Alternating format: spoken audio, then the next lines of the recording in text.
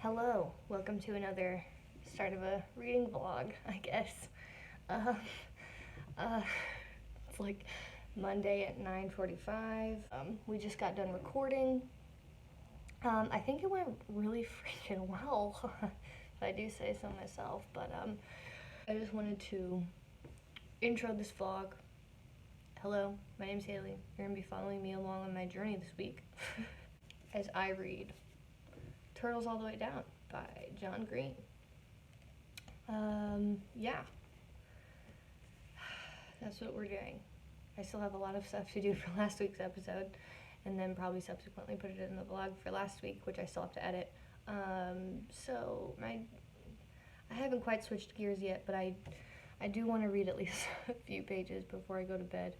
I am a little nervous. Kayla told me that the main character has like major anxiety and depression, so that may not be too great for my own personal mental health. And they also have OCD, which will be interesting because I myself have OCD. Not like the super clean or the locking the door 3 times, but like the intrusive thought kind that I can't stop from happening. So we'll see how that goes. I don't think that is quite the same kind of OCD that this character has, so I don't think it'll be that bad, but yeah. Even if they did have the same kind of OCD as me, I think it might be nice to see how fictional person deals with it, because I don't know how well this non-fiction character is dealing with it, you know what I mean? Anyway, I'm tired, but I'm going to start reading this. Here is the book, but I am going to take the hardcover off. Ooh, it's a little... Is that a turtle? Would it really be a turtle, or is that too literal? Looks almost like a salamander. I don't know. Okay. It's Monday. Day 1 of 7. Let's go. Hello! It's Tuesday. Please ignore how bad I look. Thanks. I actually ended up reading like 30 pages last night, which was surprising because I was exhausted. But yeah, I mean, despite thinking that for the first 10 pages that the main character was a little boy in middle school and not a girl in high school, so when I did learn that, it was a bit of an adjustment.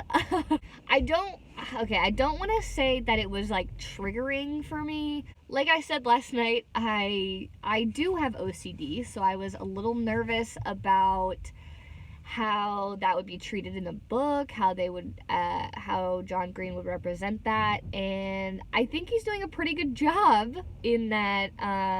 I don't know, I guess I just never realized how similar the thought processes are for people with OCD, despite what their obsession and what their compulsion is. I guess I just never realized, that is the disorder. The disordered thinking is what makes you have OCD. You have an obsession and you have a compulsion that you think will ease the suffering that the obsession inflicts on you, and it actually just makes it worse. It reinforces the fact that that is your obsession. That's how OCD works. I never knew that till I was diagnosed with OCD. So that thought process, like disordered thought process,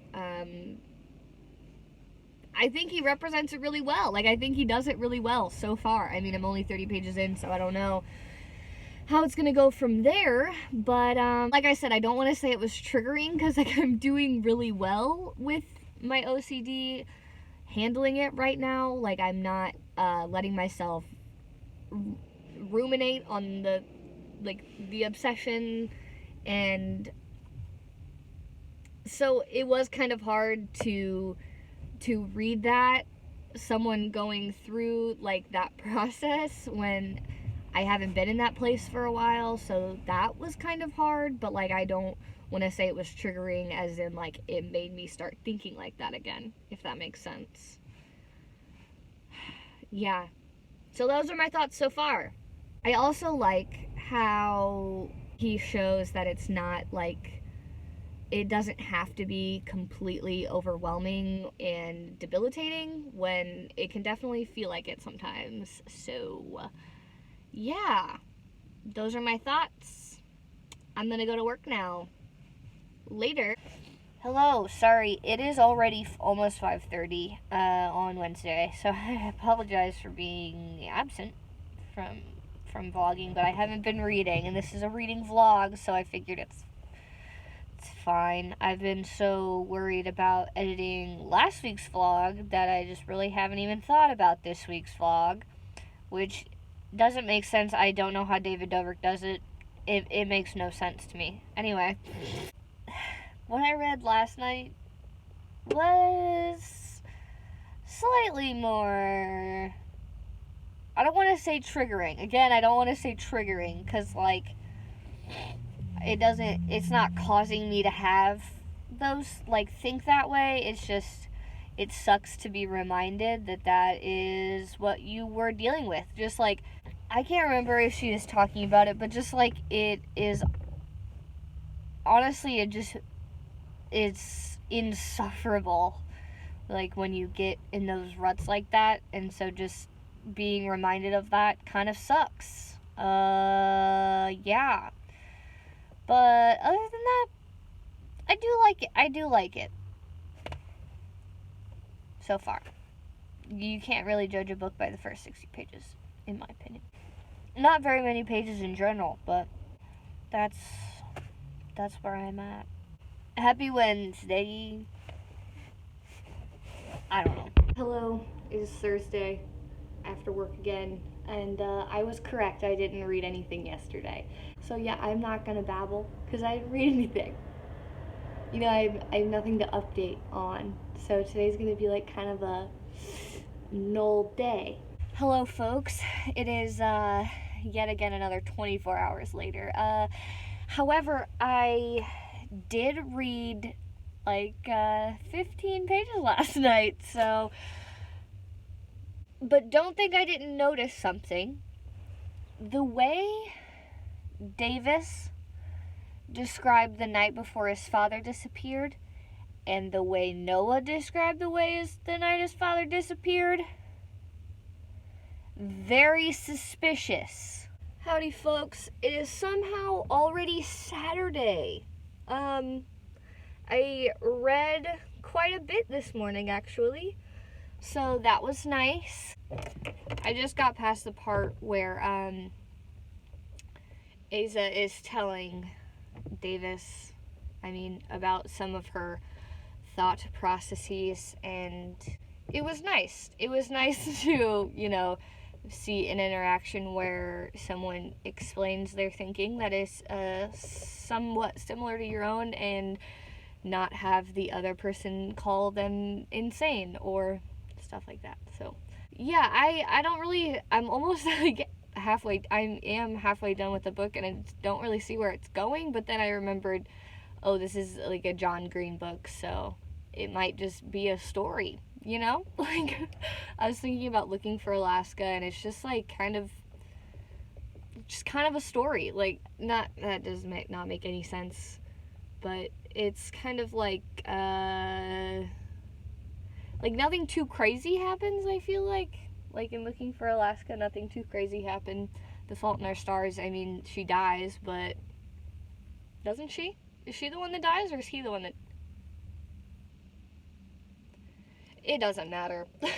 I don't know, like, when you break OCD down, like, it's irrational thinking, so, like, when it just seems kind of silly, almost. Like, I can admit that about myself as well. Like, it's just, when you're in a good place, you can see how irrational it is, and it's just kind of, it's like, why would I ever think that, and so, like, reading about it is kind of like, well, that's just kind of silly, like, I don't know.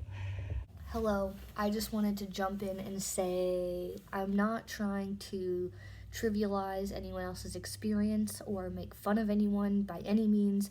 I'm just saying, as someone who sees themselves in Aza's character, and not being in that place, but still seeing myself as her, it's easy to say, like, oh, that's really silly. And that there is definitely something wrong, but not with you, with your brain.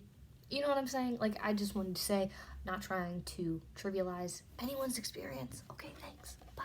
When I started reading it, I felt like it wasn't as serious as, like, Looking for Alaska and The Fault in Our Stars. But now I'm kind of, like, getting to that point where it's, like, you know, you can see, like, how debilitating it is and how much pain the character's in. So, yeah, that's where I'm at. I need to have some more coherent thoughts before we record tomorrow, but I should probably finish the book first, and then I'll have time. I'll have plenty of time to, like, think about it before we record. So, hello vlog. I apologize for not updating yesterday. It is Monday. Things didn't go as planned. I think as soon as spring hits, I do have to injure myself at least once a week. So we're starting off pretty strong before March even gets here. So that's good. I did finish the book yesterday. A little upset that it's, you know, it's a John Green book. It's never gonna have a happy ending. And I forgot about that, you know. I forgot that it probably was gonna start sad, be sad in the middle, get a little bit happier about 3/4 of the way through, and then be sad again. So overall, I thought it was, you know, obviously really freaking good. But it is, you know, nonetheless, it is a little disappointing that it ended so sadly. Just because, like, life doesn't always have happy endings. So why can't my books all have happy endings, you know?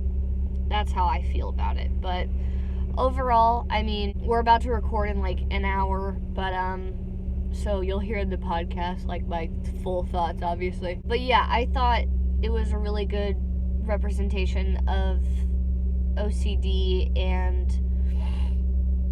anxiety and just how all-consuming it can be. I mean,